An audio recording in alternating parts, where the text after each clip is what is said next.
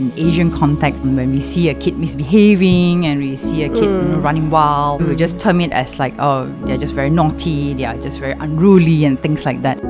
A lot of times, some of these kids, when they act out, it's actually a survival mode. They're actually trying to protect themselves from being harmed, being scolded. I think adults are expecting their kids to behave the same way as they behave. So that's why by understanding the brain development is really helpful for parents to understand that your child is actually work in progress.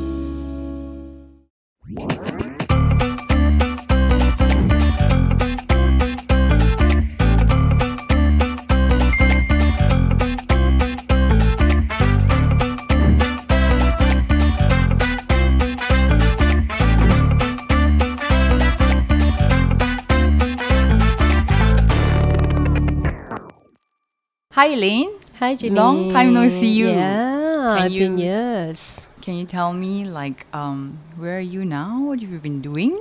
Oh, by the way, I just created this space called Prime State Wellness, emphasizing on the importance of mental health. Before we dive into the topic that we're going to discuss today, would you like to tell us, the audience, more about yourself? Okay, so I'm Jeannie. I'm a clinical psychologist by profession. I have been working actually in the government previously for 11 years. And I work mostly with children and adolescents, even parents as well, managing different kinds of mental health issues and even parentings and things like that. I think it's pretty important nowadays to sort of raise awareness in mental health. That's the reason we have this topic today, to talk about depression in kids and adolescents. And I think it's very important, like you said, to raise awareness, because a lot of times I think in Asian context, right, when we see a kid misbehaving and we see a kid running wild or having that mood swings and stuff like that. Meltdowns. And then we just term it as like, oh, they're just very naughty, they are just very unruly and things like that. Very manja. Correct. Seek for attention. Correct. Yeah. But when we look further into the deeper root cause of it, there's a lot of other things that are, actually putting them at that current state. Sometimes kids, when they have meltdowns and when they misbehave, it's not necessarily a sign of bad behavior, but sometimes it's things that they are going through, whether it's a new environment, starting a new school, a different teacher. Many changes. They can cause them to act out because they are so used to one particular person, but then suddenly they have a new different routine. And parents, I think they don't have a framework of management or guidance or protocols when they are dealing with different situations. So let me explain more on the brain development of a child when we explain on the topic in depression. To make things more simple is that I will explain two parts of a brain, which is the upper brain and the lower brain. The upper brain, namely the prefrontal cortex, which is in charge of our rational thinking, impulse control, planning, more complicated feelings and thinking, while the lower brain is in charge of our survival instinct and emotions, which is the anger, the irritation, and every source of emotion is in charge by the amygdala. So what happens in kid is that the amygdala will be well developed first before the prefrontal cortex. So that will explain why in depression in kids, the usual manifestation will be irritability, of anger outbursts and stuff like that, because the amygdala is well developed, but the prefrontal cortex is underdeveloped. So, you have an emotional outburst, but there's no upper brain to sort of calm them down. So that explains why in a kid that they have more meltdowns and irritability and meltdowns, but yet there's no ability to sort of control that because the upper brain is not developed just yet. Yep.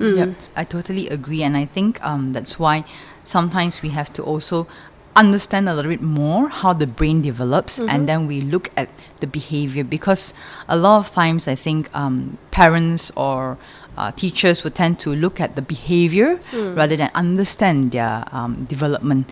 So when we understand their development in terms of the upper and lower brain, we can actually see that, a lot of times some of these kids, when they act out, it's actually a survival mode. They're actually trying to protect themselves from being harmed or, being scolded or being punished or things like that.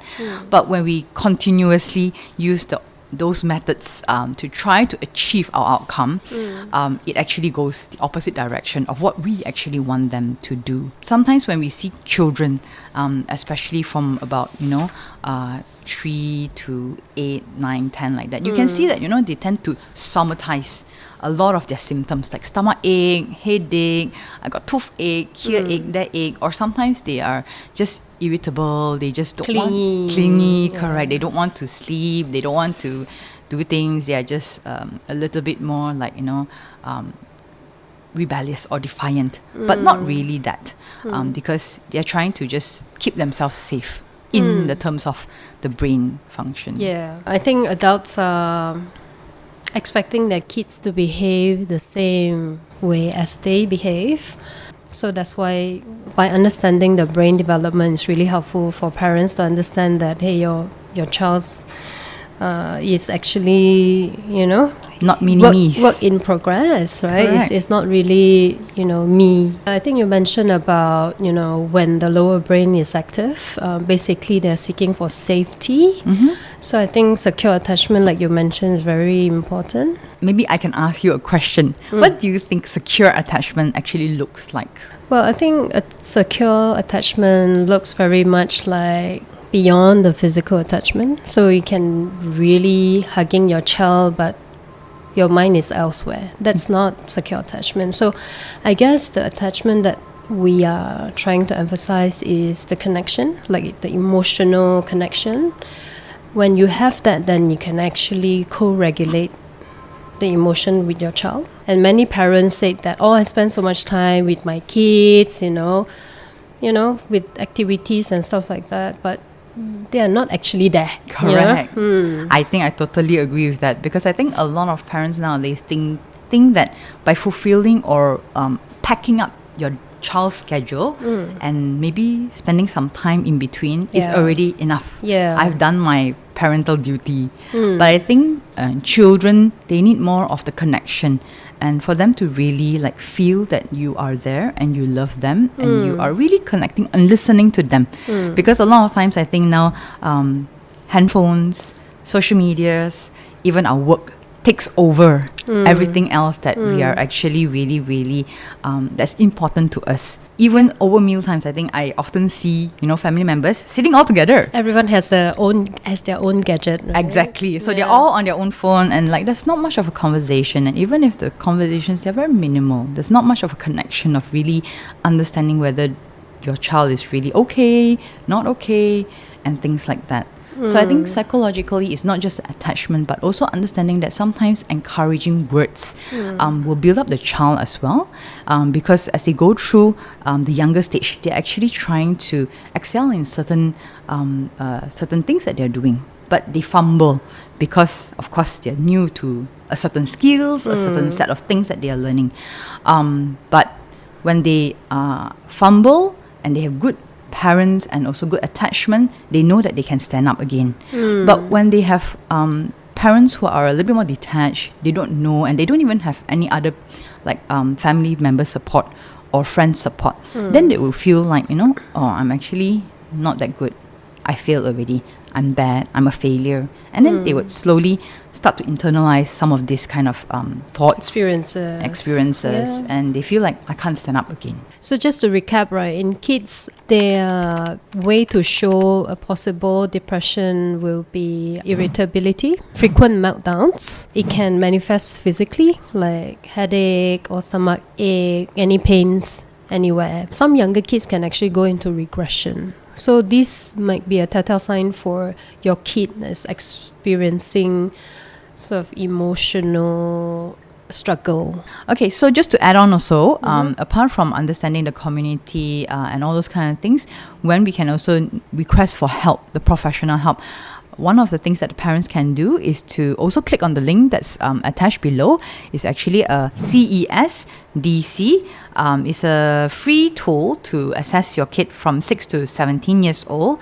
It will give you an idea about your child's, if there's any depressive symptoms and things like that. It helps to identify if there's any struggles that they have. So the questions is very simple for kids above 6 years old to read. If your child wants their own privacy, or if they want you to read together with them, you can also do that. So once you fill up the form, we will contact you further, and then we will also assist and also explain if there's any needs as well. So thank you for joining us today. So please like and subscribe our channel for more mental health information.